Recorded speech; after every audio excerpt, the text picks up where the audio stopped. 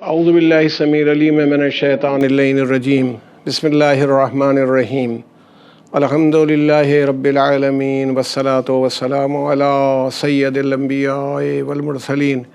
سیدنا و مولانا بالقاسم محمد وآلہ الطیبین الطاہرین المعصومین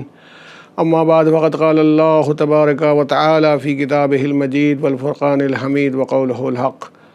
بسم اللہ الرحمن الرحیم لا اکراہ فی الدین قد تبین الرشد من الغی۔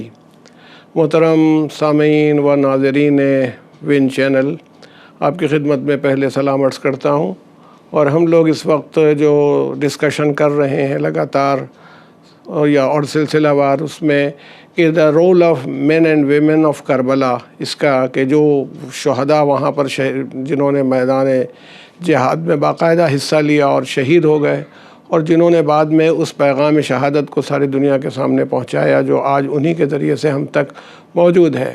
ان کا ہم لوگ مختصراً جائزہ لے رہے ہیں۔ اور اس سلسلے میں آپ کے سامنے یہ بات میں نے گزارش کی تھی کہ اسلام نے کوئی نہ وہ دین اس لیے آیا تھا کہ ایک بہت بڑی حکومت بن جائے، جیسا کہ بہت سے مسلمانوں کا بیچاروں کا یہ خیال ہے کہ وہ جب تک حکومت قائم نہیں ہوتی اور نظام حکومت نہیں آتا وہ دین آگے نہیں بڑھ سکتا۔ لیکن یہ بات کسی حد تک صحیح نہیں ہے، کیونکہ انبیاء کی تاریخ رہی ہے، نہ جانے کتنے انبیاء ایسے ہیں جن کے پاس کوئی حکومت نہیں تھی، نہ انہوں نے حکومت حاصل کرنے کے لیے کوئی ایفرٹ کیا، اس کے باوجود دین تھا، نبوت تھی اور اس کا سارا نظام تھا۔ اصل میں اسلام جو ہے اور انسانیت جو ہے وہ ایک نظام چاہتے ہیں، ایک ایسا معاشرہ بنانا چاہتے ہیں، ایک ایسا سماج بنانا چاہتے ہیں جو سماج یا معاشرہ ساری دنیا کے سامنے آ کر کے ایک آئیڈیل معاشرہ بن جائے اور ثابت کر دے۔ تو یہ عرض کرنا ہے کہ اس میں تمام مردوں کے ساتھ امام حسین علیہ السلام کے ساتھ اس بنیاد کے اوپر ایک ذمہ داری تھی کہ آپ میدان کربلا میں آئے، کیونکہ اگر یہ یزیدیت جو یزید کی شکل میں ابھر کے آئی تھی اور وہ ریپرزنٹیٹیو تھا، اور اگر وہ یزیدیت وہاں قتل نہ ہو جاتی یا یزیدیت کو ختم نہ کر دیا جاتا تو پھر دنیا میں یہ ہوتا کہ جو اس کے بعد آتے وہ اسی کو فالو کرتے۔ امام حسین علیہ السلام نے وہ ریزسٹنس دیا اسلام کی طرف سے یزیدیت کو، کہ اس ریزسٹنس کی وجہ سے یزیدیت کبھی سامنے نہیں آتی۔ کہ ظالم بادشاہ ہوتے رہے ہیں، یہ نہیں ہے کہ اس کے بعد نہیں ہوئے یا کبھی ہو نہیں سکتے ہیں، ظالم حکومتیں بھی آئی ہیں، ظالم بادشاہ بھی ہوئے ہیں، لیکن ان کی حیثیت انفرادی طور پر رہی ہے۔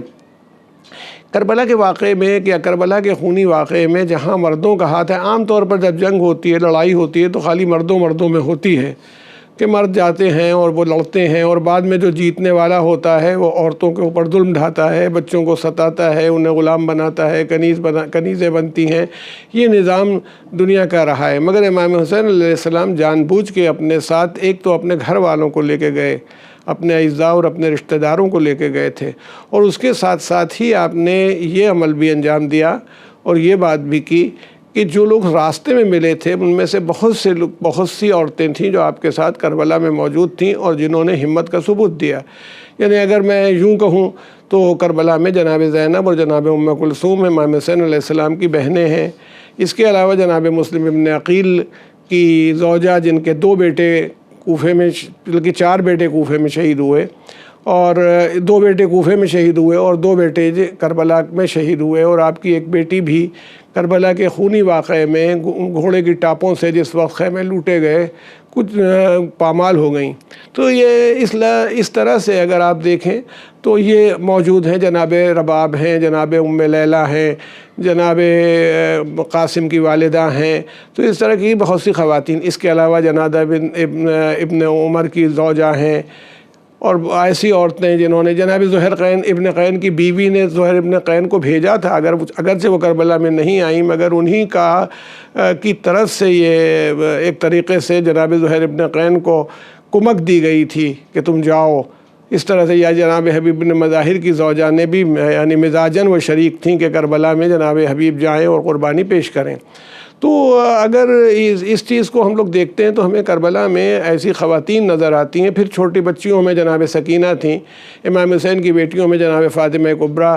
موجود تھیں۔ تو آپ ان سب کو دیکھیں گے، بلکہ جناب فاطمہ بنت حسن جو تھیں وہ امام زین العابدین کی زوجہ، وہ کربلا کے میدان میں موجود تھی، کم عورتیں صحیح لیکن عورتوں کی ایک تعداد تھی، اور امام حسین کو منع لوگوں نے کیا کہ آپ عورتوں کو نہ لے جائیں، ہم بار بار کہتے ہیں، مگر اس کے باوجود حضرت نے فرمایا کہ چلیں گی،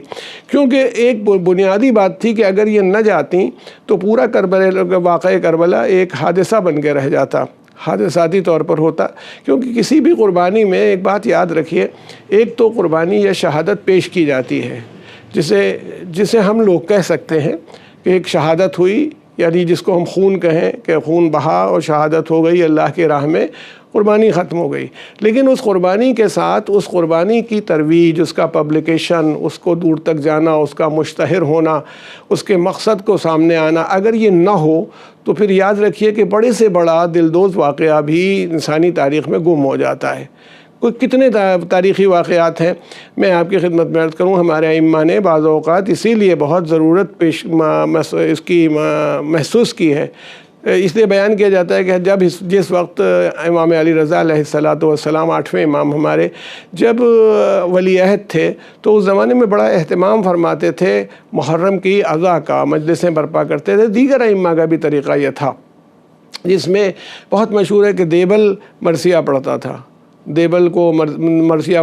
دیبل نے پڑھا اور حضرت بیٹھتے تھے، اور اس میں ابو بصیر جیسے صحابی کا موجود ہونا، یہ سب واقعات آپ سنتے رہتے ہیں۔ تو اس میں کسی نے امام علی رضا علیہ السلام پر یہ اعتراض کیا تھا کہ آپ اتنا اہتمام کیوں کرتے ہیں اس واقعے کے لیے، اس کے بیان کرنے کے لیے اتنا اہتمام کیوں کرتے ہیں؟ تو حضرت نے یہ فرمایا کہ ہم اس لیے کرتے ہیں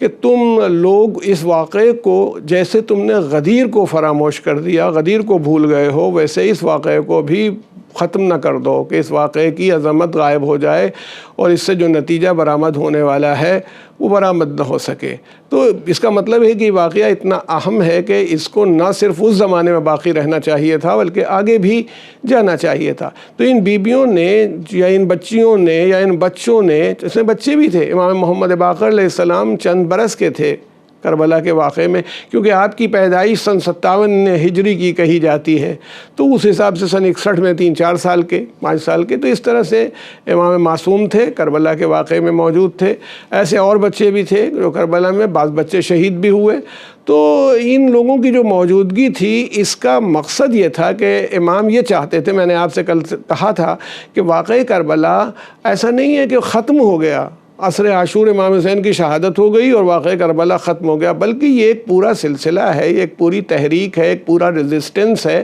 جو جاری ہے، اور جاری اس طرح سے ہوا کہ عصر عاشور کے بعد پورا اس کا نیچر بدل گیا۔ یہ ایک الگ بات ہے کہ ہاتھوں میں ہتھکڑیاں آ گئیں، گلے میں طوق خاردار آ گیا اور ستایا جانے لگا، خیمے لوٹ لیے گئے، مگر اس کے باوجود اس واقعے میں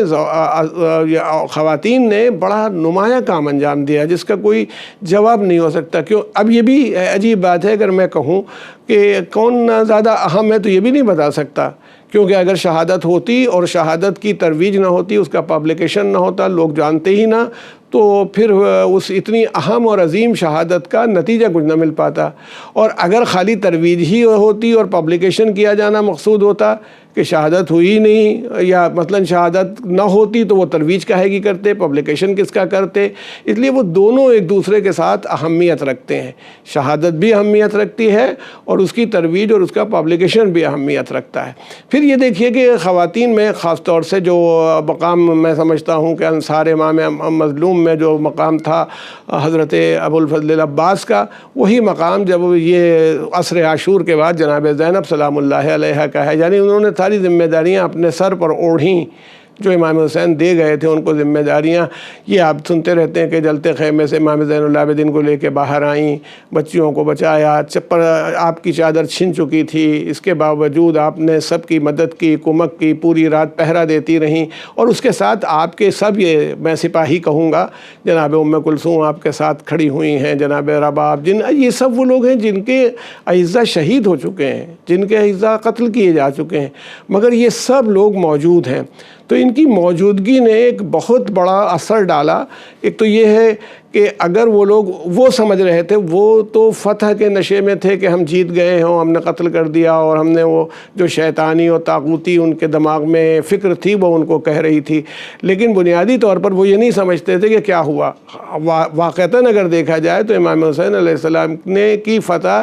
واحد جگہ ہے، میں نہیں سمجھتا نہ جنگ احد کو میں کہہ سکتا ہوں، نہ جنگ بدر میں، کسی لڑائی میں بھی جس میں اسلام کو مادی ظاہری طور پر جو کہا جاتا ہے فتح حاصل ہوئی ہے، اس میں بھی یہ نہیں ہوا کہ دوسری طرف سے کوئی آ گیا ہو، دوسری طرف کے سپاہی قتل ہو گئے، لیکن جناب حر کا اور دیگر لوگوں کا امام حسین کی علیہ السلام کی طرف جنگ سے پہلے آ جانا اس بات کا ثبوت ہے کہ آپ کی فتح کو دنیا نے تسلیم کر لیا، جن کے جو انسانیت ہے وہ تسلیم کر رہی ہے، اور آپ کی فتح تو اسی وقت ہو گئی کہ ادھر کا سپاہی ادھر آ رہا ہے، ادھر کا نہیں جا رہا ہے۔ لیکن وہ یہ سمجھتے تھے، اس نشے میں تھے کہ ہم تو جیت گئے ہیں، اب سر بھیجے جا رہے ہیں ابن زیاد کو، اور اپنا سکون سے آرام سے بیٹھا جا رہا ہے، اور جو ابن سعد ہے کمانڈر ہے، اس کے دماغ میں ہوگا کہ اب بہت جلد مجھ کو رے کی حکومت ملنے والی ہے۔ اسی لیے یہ آپ دیکھیں کہ جب 11ویں محرم کو انہوں نے اپنے لاشیں دفن کیے، اپنے کشتوں کے جو قتل ہوئے تھے جو افراد، ان کو تو دفن کر دیا، مگر امام حسین ان کے ساتھیوں کے لاشوں کو چھوڑ دیا۔ ہاں، جبکہ رسول اللہ صلی اللہ علیہ وآلہ وسلم نے بدر جیسی لڑائی میں بھی ان کے لاشوں کو، جو دشمن کے لاشیں تھے، ان کو بھی دفن کیا تھا۔ یہ نہیں تھا کہ چھوڑ کے چلے آئے۔ یہ اسلام کی اسکیم کے خلاف ہے کہ ایک انسان مر جائے کیسا بھی ہو، آخر انسانیت کا ایک رشتہ ہے، تو اس کا وہ احترام کہ وہ انسان ہے کیا جانا چاہیے۔ بس بہرحال یہ ہوا جب 11ویں محرم کو چلنے لگے، تو میں نے یہ آپ سے سامنے جلدی جو بات عرض کرنا چاہتا ہوں کہ جب چلنے کی باری آئی تو امام حسین علیہ السلام نے جن کو چھوڑا تھا، یہ افراد، ان کی پوزیشن یہ تھی کہ ان کو اونٹوں پر سوار کیا گیا۔ اب جب اونٹوں پر ان کو سوار کیا گیا تو یہ بھی ہے کہ ان لوگوں کی شقاوت اور کرویلٹی مشہور تھی عربوں کی۔ اب وہ ستانے کے لیے ہاتھ باندھ دیے اور بالکل جیسے قیدی بنا کر کے ان کو اونٹ پر سوار کیا گیا، اور اس کے بعد یہ چلنے کو تھے۔ تو بتایا گیا ہے روایات میں کہ امام زین العابدین علیہ السلام نے جب بلندی سے اپنے خاص طور سے لاشوں کو دیکھا، اور اس میں جس میں امام حسین علیہ السلام کا لاشِ بیسر پڑا ہوا تھا،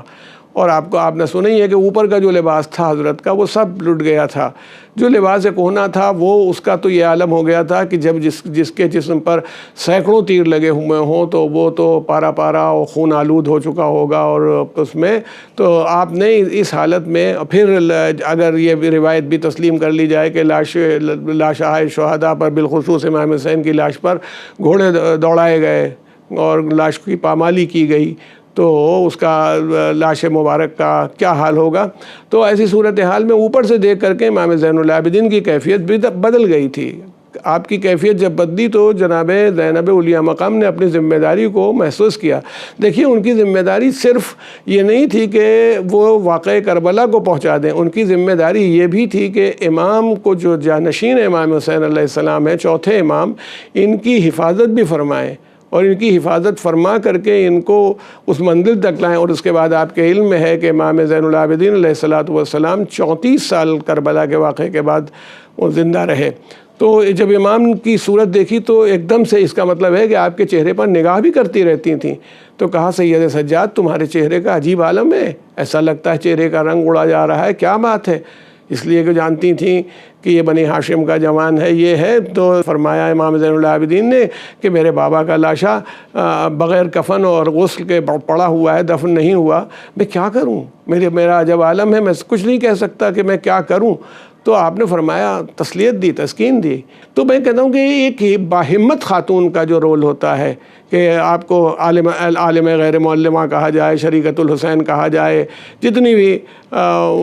باتیں کہی جائیں وہ سب کم ہیں آپ کی شخصیت کے اعتبار سے۔ پھر میں یہ کہتا ہوں کہ انہیں کتنا خیال تھا، تو یہ بھی یہ روایت ملتی ہے کہ آپ کا جب یہ چلنے لگا اور آپ نے لاش مبارک امام حسین علیہ السلام کو دیکھا تو ارشاد فرمایا اللہم تقبل، ہاتھ بلند کیے اپنے اللہ کی بارگاہ میں اور کہا اللہم تقبل ھذا القربان، اے اللہ ہمیں اس قربانی کو قبول فرما لے۔ یعنی اس کا مطلب ہے کہ وہ شہادت کو خالی مر جانا نہیں سمجھتی تھیں، شہادت اللہ کی راہ میں ہوتی ہے تو اللہ کی راہ میں قربانی پیش کی جاتی ہے، اور یہ قربانی پیش کی گئی ہے تو اللہ کی کو